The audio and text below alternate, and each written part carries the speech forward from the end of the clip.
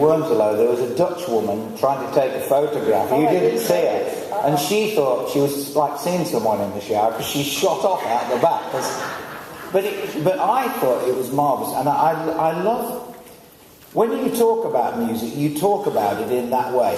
You talk about it as a function of sound. And one of the great things in the book and one of the great things about your work, the other day on Desert Island Disc, do you know Desert Island Disc, that thing they have where people choose 10 records? Mm-hmm. Well, they had Annie Lennox, and she said that she believed that Dylan and Leonard Cohen were the first people to bring music, rock and roll music, and poetry together.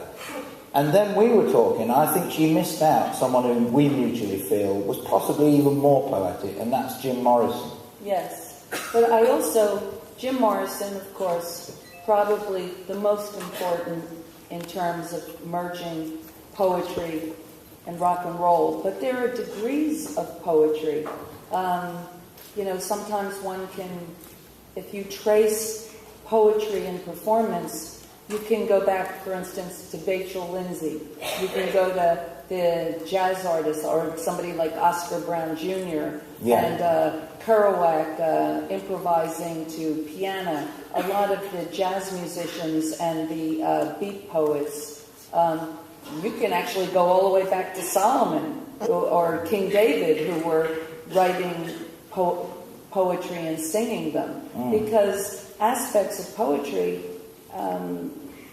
William Blake wrote poems that were like songs.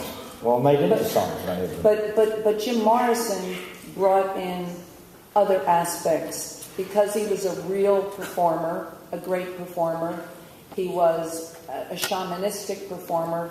He channeled the people and he gave back to them. And he was also blessed with being a true poet, which